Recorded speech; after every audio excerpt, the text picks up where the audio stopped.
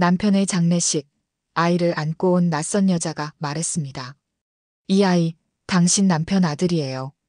도저히 믿을 수 없었던 그날, 제 인생이 송두리째 무너졌습니다.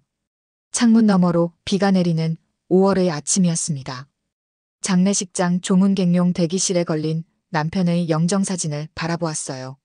30대 초반, 앞으로 남편과 살아갈 날들을 기대했던 여자의 얼굴이 형편없이 일그러져 있었죠.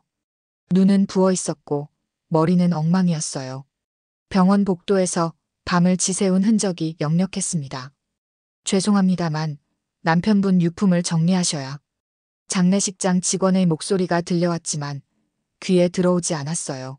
내 시선은 오직 영정사진 속 환하게 웃고 있는 남편의 얼굴에 고정되어 있었습니다. 어젯밤 통영에서 온 전화 한 통. 남편이 교통사고를 당했다는 소식에 정신없이 달려왔는데 도착했을 때 남편은 이미 싸늘한 주검이 되어 있었죠. 당신, 진짜 개자식이었네. 나도 모르게 내뱉은 말이 공허한 장례식장에 울려 퍼졌어요. 남편 옆자리에 함께 사망한 여자, 그리고 블랙박스에 담긴 두 사람의 다정한 모습.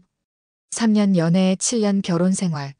그 모든 시간이 거짓이었다는 사실을 받아들이기엔 너무 잔인했습니다.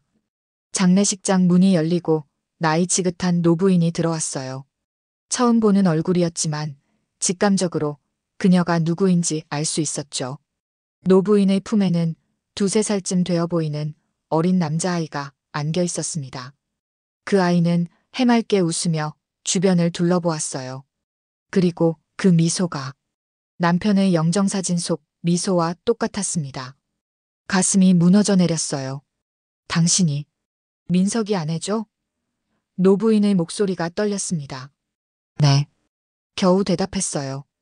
이 아이는 우리 딸과 당신 남편 사이에서 태어난 아들이에요.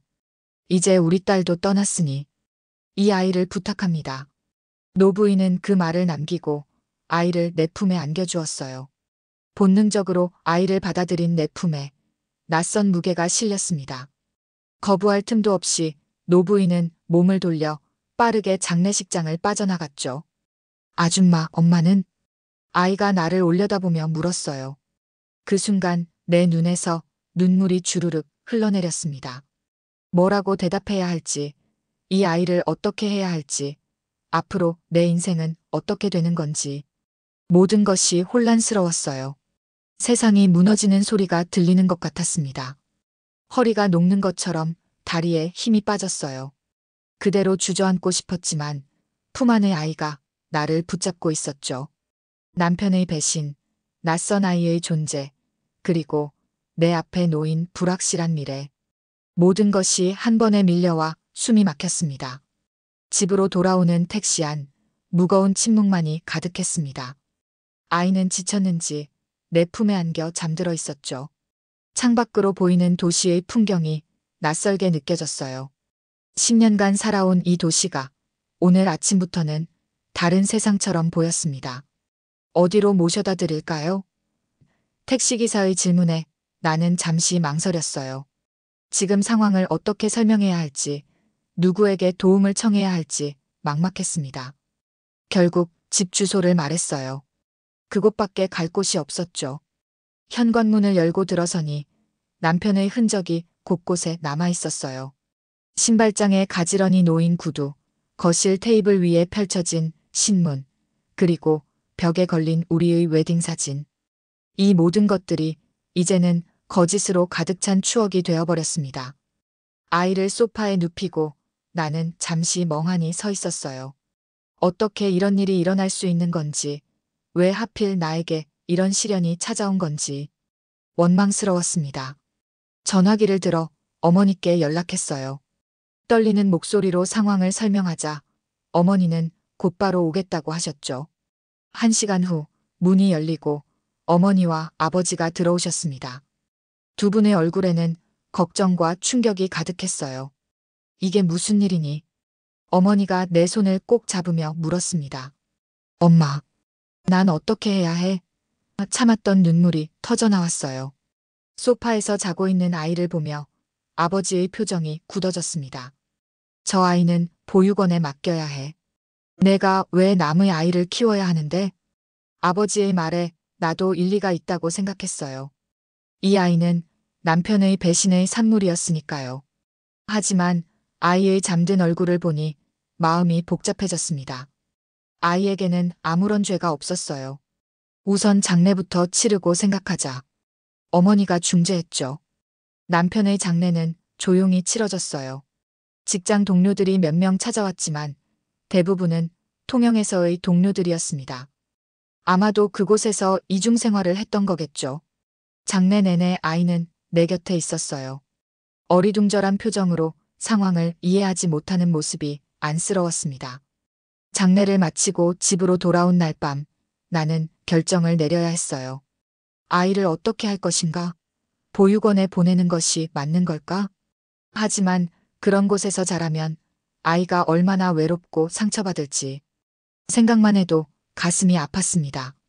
밤새 고민한 끝에 아침이 밝았어요. 아이가 눈을 비비며 일어났습니다. 아줌마, 배고파요. 순수한 목소리로 말하는 아이를 보며 가슴이 뭉클해졌어요. 밥 줄게, 잠깐만 기다려. 부엌으로 향하며 결심했습니다. 이 아이를 내 아이로 키우겠다고.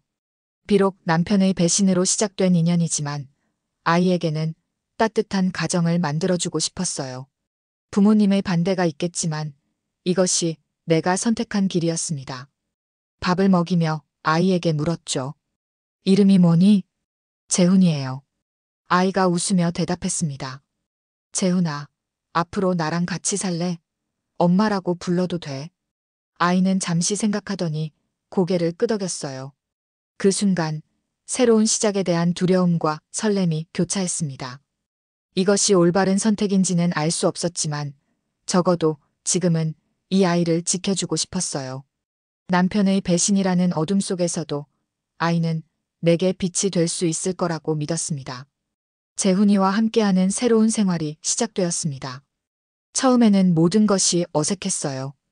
아이를 돌보는 방법부터 시작해서 재훈이의 습관과 좋아하는 것들을 하나하나 알아가는 과정이 쉽지만은 않았죠.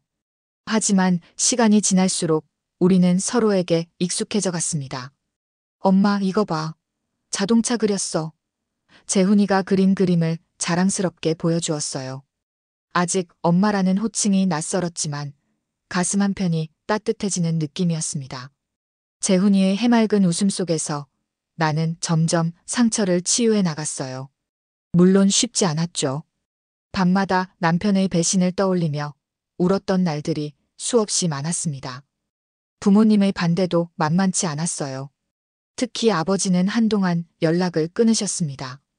어머니만이 가끔 찾아와 재훈이를 보시곤 했죠. 그래도 아이가 착하네. 너무 무리하지 말고 힘들면 언제든 말해. 어머니의 말씀에 고개를 끄덕였지만 내 마음은 이미 정해져 있었어요. 일과 육아를 병행하는 것은 정말 어려웠습니다. 다행히 회사에서 이해해 주었고 재택근무로 전환할 수 있었어요. 그렇게 우리의 일상은 조금씩 안정을 찾아갔죠. 재훈이가 유치원에 다니기 시작하면서 새로운 문제가 생겼습니다. 다른 아이들이 재훈이에게 아빠에 대해 물었을 때 어떻게 대답해야 할지 고민이었어요. 선생님, 우리 아빠는 하늘나라에 갔어요. 재훈이의 맑은 목소리로 전해 들은 말에 가슴이 아팠습니다. 선생님으로부터 이 이야기를 들었을 때 나는 재훈이를 꼭 안아주었어요. 아직 어린아이가 이런 상황을 어떻게 받아들이고 있는지 내심 걱정이 되었죠. 재훈아, 괜찮아? 아빠 생각나? 조심스럽게 물었습니다. 응, 가끔 생각나. 근데 엄마가 있으니까 괜찮아. 재훈이의 대답에 눈물이 차올랐어요. 세월이 흘러 재훈이는 초등학교에 입학했습니다. 학부모 모임에 참석하면 다른 엄마들의 시선이 느껴졌어요. 혼자 아이를 키우는 엄마에 대한 호기심과 동정이 섞인 눈빛들. 처음에는 불편했지만 점차 익숙해졌습니다. 재훈이는 학교 생활에 잘 적응했어요. 공부도 잘하고 친구들과도 잘 어울렸죠. 특히 미술에 재능이 있어서 선생님께 칭찬을 자주 받았습니다. 아이의 성장을 지켜보는 것은 내게 가장 큰 행복이었어요. 어느 날 재훈이가 학교에서 돌아와 심각한 표정으로 물었습니다. 엄마, 우리 진짜 엄마 아니야? 그 질문에 온몸이 얼어붙는 느낌이었어요. 어떻게 알게 된 걸까? 누가 말해준 걸까? 당황한 마음을 진정시키며 재훈이의 손을 잡았습니다. 재훈아, 왜 그런 생각을 했어? 오늘 서구가 그러는데 엄마랑 나랑 닮지 않았대. 그리고 다른 애들은 다 아빠도 있는데 나만 없고. 아이의 눈에 맺힌 눈물을 보며 가슴이 찢어지는 듯 했어요. 이 순간을 위해 준비해왔지만 막상 마주하니 무슨 말을 해야 할지 막막했습니다. 재훈아, 엄마가 널 낳지는 않았어. 하지만 엄마는 세상에서 제일 널 사랑해. 그거면 충분하지 않을까? 재훈이는 잠시 생각하더니 고개를 끄덕였어요. 그날 밤 나는 아이가 잠든 후 오랫동안 울었습니다. 진실을 언젠가는 모두 말해줘야 한다는 것을 알지만 아직은 재훈이가 감당하기에 너무 어린 나이였어요. 시간이 더 필요했습니다. 시간은 빠르게 흘러 재훈이는 중학생이 되었습니다. 키가 크고 날씬한 체형에 남편을 닮은 눈매가 더욱 뚜렷해졌어요. 학교에서는 공부도 잘하고 선생님들의 신임도 두터웠죠. 엄마로서 더할 나위 없이 자랑스러웠습니다. 어느 날 저녁, 늦은 시간까지 회사 일을 처리하고 집에 돌아왔어요. 현관문을 열자 어두운 거실에서 재훈이의 목소리가 들렸습니다. 엄마, 우리 얘기 좀 해야 할 것 같아. 불을 켜니 소파에 앉아있는 재훈이의 표정이 심각했어요. 테이블 위에는 낡은 사진첩이 펼쳐져 있었습니다. 가슴이 덜컥 내려앉았죠. 그건 내가 옷장 깊숙이 숨겨두었던 남편과의 사진첩이었어요. 이게 우리 아빠야? 재훈이가 사진을 가리키며 물었습니다. 숨을 깊게 들이마시고 재훈이 옆에 앉았어요. 언젠가는 이런 날이 올 거라고 예상했지만 준비가 되어 있지 않았습니다. 응, 그분이 재훈이 아빠야. 떨리는 목소리로 대답했어요. 그리고 이건 뭐야? 재훈이가 사진첩 사이에 끼워져 있던 신문 기사를 보여주었습니다. 남편의 사고 소식을 다룬 기사였어요. 운전자와 동승자 모두 사망이라는 문구가 선명했죠. 그 동승자가 내 진짜 엄마야? 순간 온몸에 식은땀이 흘렀습니다. 13살 아이에게 어떻게 이 복잡한 진실을 설명해야 할지 막막했어요. 하지만 더 이상 숨길 수는 없었죠. 재훈아, 이건 정말 어려운 얘기야. 내 아빠는 엄마와 결혼한 사람이었어. 하지만 통영으로 이직한 후에 다른 여자분을 만났고 그분이 재훈이 친엄마야. 재훈이의 눈에 눈물이 고였습니다. 심장이 찢어지는 것 같았어요. 이 아이에게 이런 상처를 주고 싶지 않았는데. 그럼 엄마는 나를 왜 키웠어? 재훈이의 목소리가 떨렸어요. 처음에는 나도 혼란스러웠어. 하지만 내가 너무 소중했고 너에게는 아무 잘못도 없었으니까. 엄마는 내가 행복하게 자랐으면 좋겠다고 생각했어. 재훈이는 한동안 말없이 울었습니다.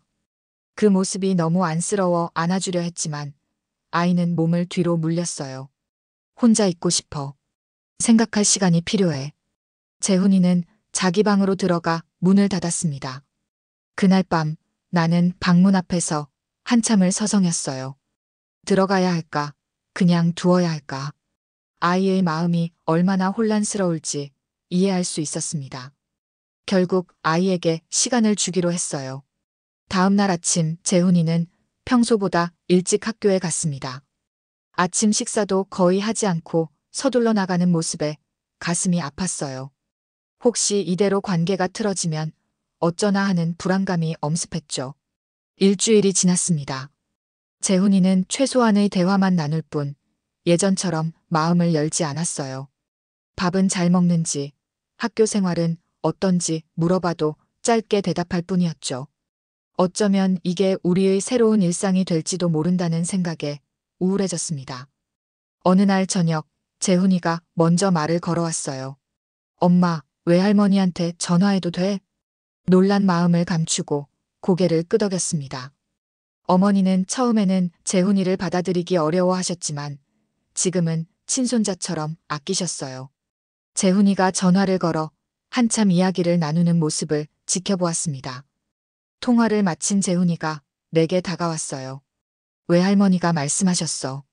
엄마가 얼마나 나를 위해 희생하셨는지.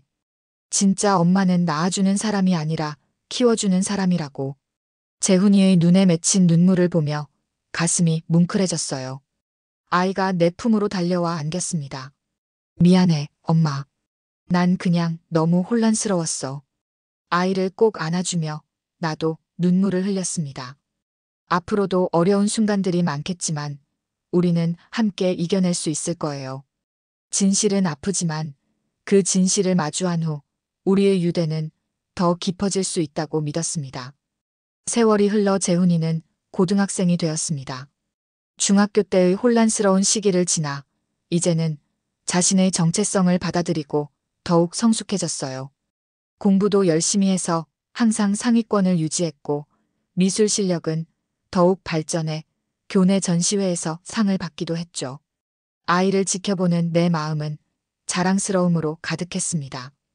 어느 날 저녁 재훈이가 심각한 표정으로 식탁에 앉았어요. 엄마, 나 대학 전공 결정했어. 그래? 뭘로 정했어? 궁금해하며 물었습니다. 의대에 가려고. 재훈이의 목소리는 확신에 찬 톤이었어요. 솔직히 놀랐습니다. 재훈이는 항상 미술이나 디자인 쪽에 관심이 많았거든요.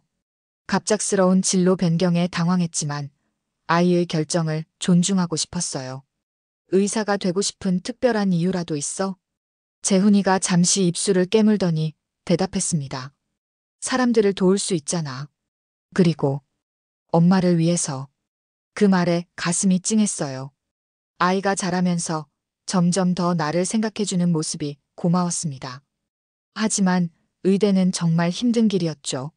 재훈이가 진심으로 원하는 길인지 확인하고 싶었어요. 정말 내가 원하는 거야? 의대는 정말 힘들 거야. 응, 많이 생각해봤어. 그리고 나 생물 좋아하잖아. 할 수 있을 것 같아. 재훈이의 눈빛은 단단했습니다. 그 후로 재훈이는 더욱 열심히 공부했어요.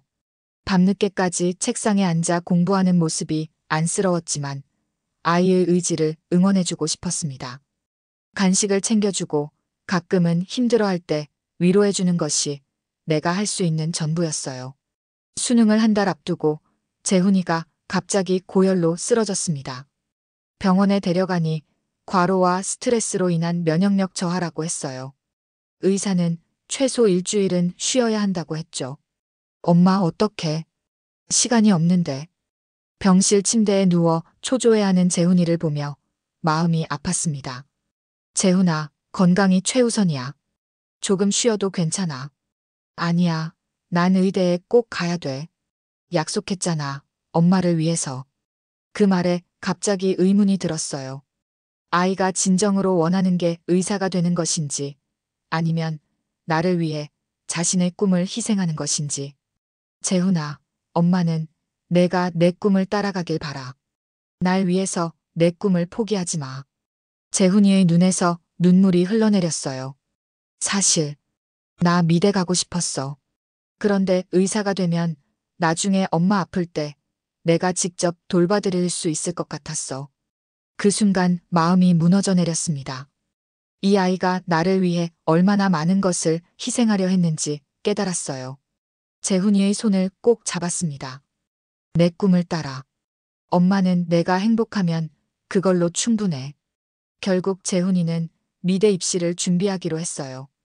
회복 후 남은 시간 동안 포트폴리오를 준비하느라 바빴지만 그 전보다 훨씬 행복해 보였습니다.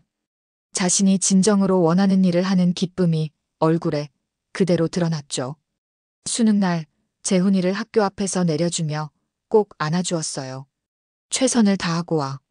엄마는 항상 내 편이야. 재훈이가 씩 웃으며 고개를 끄덕였습니다. 고마워, 엄마. 내가 세상에서 제일 사랑하는 사람이야.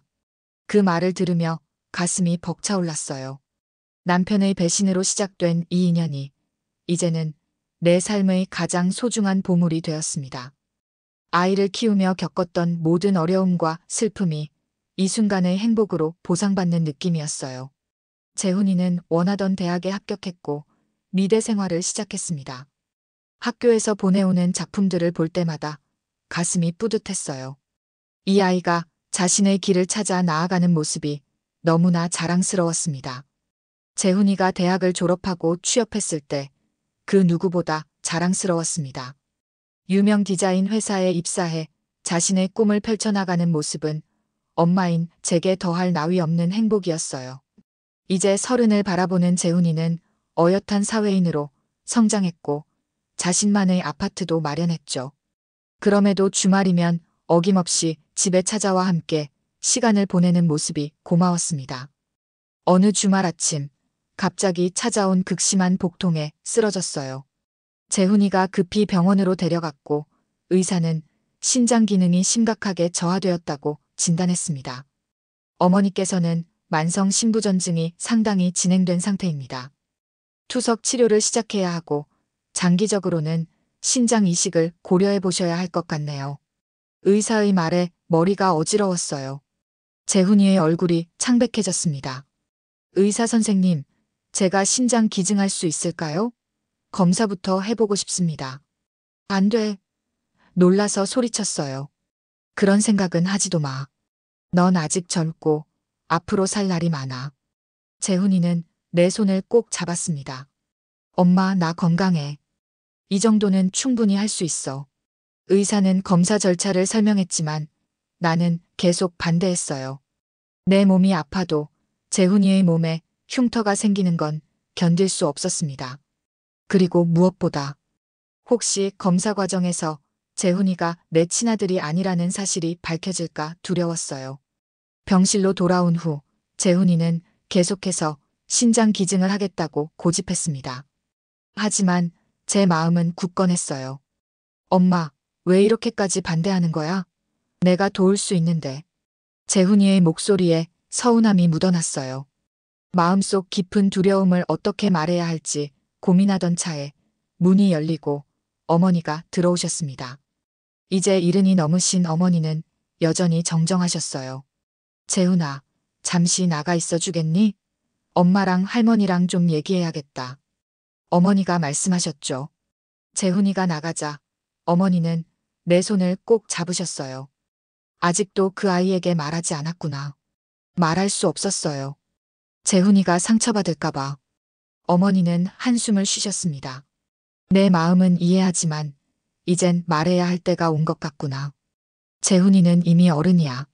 감당할 수 있을 거야. 눈물이 흘러내렸어요. 20년 넘게 지켜온 비밀을 이제 와서 말한다는 것이 너무 두려웠습니다. 그동안 재훈이와 쌓아온 관계가 무너질까봐 걱정됐어요. 어머니가 나가시고 재훈이가 다시 들어왔습니다. 깊은 숨을 들이마시고 용기를 내어 말했어요. 재훈아, 내게 말해야 할 게 있어. 엄마, 내가 엄마 친아들이 아니라는 거 알아. 재훈이의 갑작스러운 고백에 놀랐습니다. 뭐, 어떻게? 중학교 때 우연히 외할머니와 엄마의 대화를 들었어. 그리고 그 후로 계속 알고 있었어. 재훈이의 눈에는 따뜻함이 가득했어요. 충격으로 말을 잇지 못했습니다. 그 아이가 모든 것을 알면서도 지금까지 아무 말도 하지 않았다니. 그래서 더 확실해. 난 엄마의 신장 기증자가 되고 싶어. 그동안 엄마가 나를 위해 해준 모든 것에 비하면 이건 정말 작은 보답이야. 재훈이의 진심 어린 말에 눈물이 멈추지 않았어요. 이 아이를 키우면서 겪었던 모든 어려움과 고통이 이 순간에 보상받는 느낌이었습니다. 결국 검사를 받기로 했어요. 의학적으로는 혈연 관계가 없어도 운이 좋으면 장기 이식이 가능하니까요. 며칠 후 결과가 나왔습니다. 놀랍게도 적합성이 매우 높게 나왔네요. 이식 수술을 진행할 수 있을 것 같습니다. 의사의 말에 우리는 서로를 바라보며 기적이라고 생각했죠. 수술 날짜가 잡혔고 재훈이는 하루도 빠짐없이 병원에 와서 내 상태를 살폈어요. 그 모습이 너무 고마워 매일 밤 조용히 눈물을 흘렸습니다. 내가 무슨 복이 있어 이런 아들을 만났을까. 감사함으로 가슴이 벅차올랐어요. 수술 전날 병실은 조용했습니다. 재훈이는 내 곁에 앉아 노트북으로 작업 중이었고 나는 침대에 누워 창밖을 바라보고 있었어요. 병실 창문으로 보이는 하늘은 유난히 맑았고 간간히 불어오는 봄바람이 커튼을 흔들었죠. 엄마, 이거 봐. 내가 특별히 만든 거야. 재훈이가 노트북 화면을 보여주었습니다. 화면에는 우리의 추억이 담긴 사진들이 음악과 함께 흘러갔어요. 재훈이의 돌잔치부터 시작해서 초등학교 입학식, 중학교 졸업식, 대학 입학식까지 시간의 흐름에 따라 자라난 재훈이와 함께했던 순간들이 파노라마처럼 펼쳐졌습니다. 이걸 언제 다 모았어? 감동의 목소리가 떨렸어요. 틈틈이 준비했어. 엄마가 깜짝 놀랄까봐 비밀로 했지. 재훈이의 얼굴에 뿌듯한 미소가 번졌습니다. 영상이 끝나고 마지막 화면에는 Thank you for being my mother라는 문구가 떠올랐어요. 눈물이 왈칵 쏟아져 내렸습니다. 25년 전 그 낯선 아이를 품에 안았던 날이 떠올랐어요. 그때는 상상도 못했던 행복이 지금 내 곁에 있었습니다. 고마워, 재훈아. 내가 내 인생의 가장 큰 축복이야. 재훈이는 내 손을 꼭 잡았어요. 엄마, 내일이면 다 끝날 거야. 그리고 우리는 더 행복해질 거고. 그날 밤 잠자리에 들기 전 재훈이는 조용히 물었습니다. 엄마, 한 가지만 물어봐도 될까? 왜 그때 나를 키우기로 결심했어? 깊은 숨을 들이마시며 생각에 잠겼어요. 그날의 기억은 아직도 선명했습니다.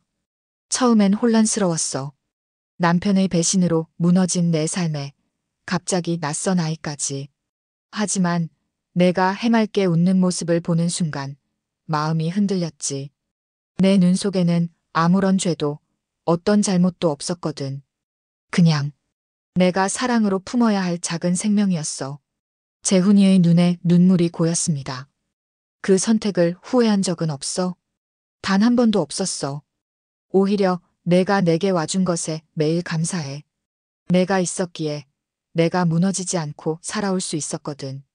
재훈이는 오랫동안 말없이 있다가 다시 입을 열었어요. 엄마, 나도 고백할 게 있어.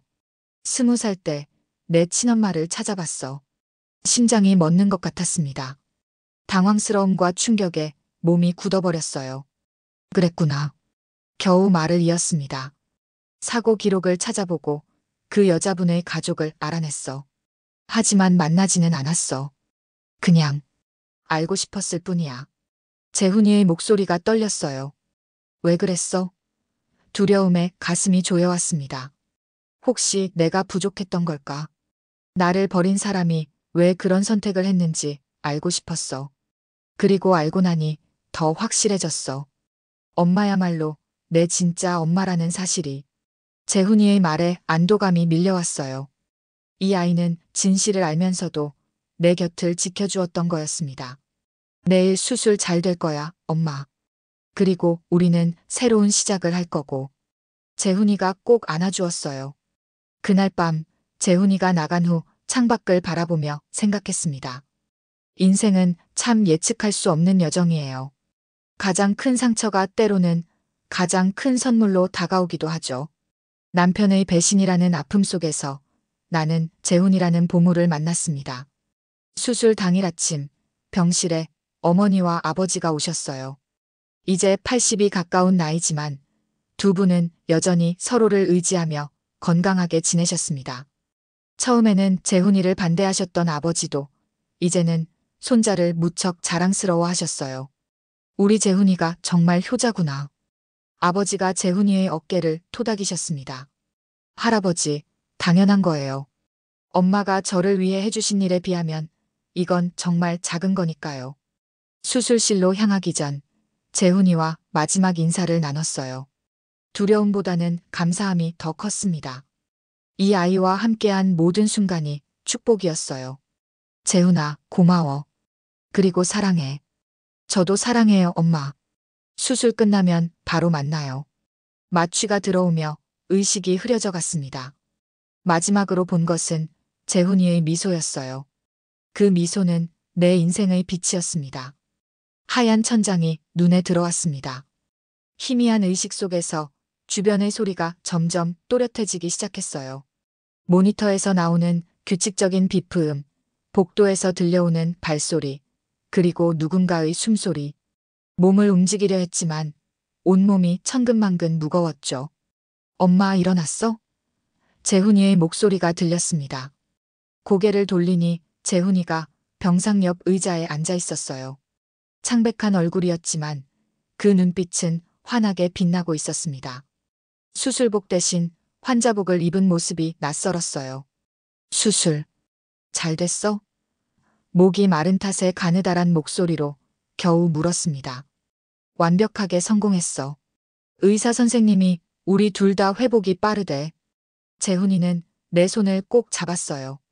창문으로 들어오는 햇살이 따뜻했습니다. 몇 월인지 몇 일이 지났는지 알 수 없었지만 방 안은 꽃과 선물로 가득했어요. 재훈이 회사 동료들의 선물, 이웃들의 과일 바구니, 그리고 우리 부모님이 가져오신 영양식까지. 회복 기간 동안 재훈이는 자신의 회복보다 내 곁을 지키는데 더 열심이었어요. 아직 움직임이 불편할 텐데도 매일 내 병실에 와서 이야기를 나누고 책을 읽어주었죠. 그 시간 동안 우리는 더 많은 추억과 비밀을 나눴습니다. 엄마, 내가 중학생 때 처음으로 진실을 알았을 때 정말 혼란스러웠어. 한동안은 내가 누군지 모르겠더라고. 재훈이가 어느 날 갑자기 고백했어요. 많이 힘들었겠구나. 가슴이 아팠습니다. 응, 하지만 시간이 지나면서 깨달았어. 내가 누구인지는 혈연이 아니라 사랑으로 결정되는 거라는 걸. 엄마가 보여준 그 사랑이 나를 지금의 나로 만들어줬어. 눈물이 흘러내렸어요. 이 아이가 얼마나 깊은 생각을 하며 자라왔는지 그 마음의 성장을 지켜보지 못한 것 같아 미안했습니다. 퇴원하는 날 의사는 두 사람 모두 놀라운 회복세를 보였다며 감탄했어요. 특히 내 몸은 새 신장을 너무나 잘 받아들였다고 했죠. 마치 처음부터 내 몸의 일부였던 것처럼. 어쩌면 이건 운명일지도 모릅니다. 의사가 미소 지으며 말했어요. 집으로 돌아온 첫날, 거실에는 커다란 현수막이 걸려 있었습니다. 우리 엄마의 새 출발을 축하합니다. 재훈이의 동료들, 이웃들, 그리고 우리 부모님까지 모두 모여 작은 파티를 준비해 주셨어요. 아이고, 우리 며느리 고생 많았지? 어머니가 내 등을 토닥이셨습니다. 순간 얼어붙었어요. 며느리라는 단어가 낯설게 들렸습니다. 어머니는 내 표정을 보시고 슬며시 웃으셨죠. 이제 재훈이가 내 진짜 손자인데 너도 내 진짜 며느리 아니겠니? 그 말에 모두가 웃음을 터뜨렸어요. 그렇게 우리는 새로운 가족이 되었습니다. 혈연을 넘어선 사랑으로 맺어진 진정한 가족. 시간이 더 흘러 이제 재훈이는 35이 되었고 자신의 디자인 스튜디오를 차렸습니다. 주말마다 우리는 함께 식사를 하며 한 주간의 이야기를 나눴죠. 재훈이가 여자친구를 소개한 날 나는 그 아이에게 말했어요. 재훈이는 내 삶의 빛이야. 그 아이가 당신에게도 그런 존재가 되길 바라. 어느 날 아침 병원에서 정기 검진을 마치고 나오는데 의사가 불렀습니다. 최 선생님, 이식받은 신장이 마치 처음부터 선생님 것인 것처럼 잘 기능하고 있어요. 사실 혈연 관계가 아닌 경우 이렇게 완벽하게 맞는 경우는 드문데 정말 기적 같은 일이에요. 그 말을 듣는 순간 오래된 기억이 떠올랐어요.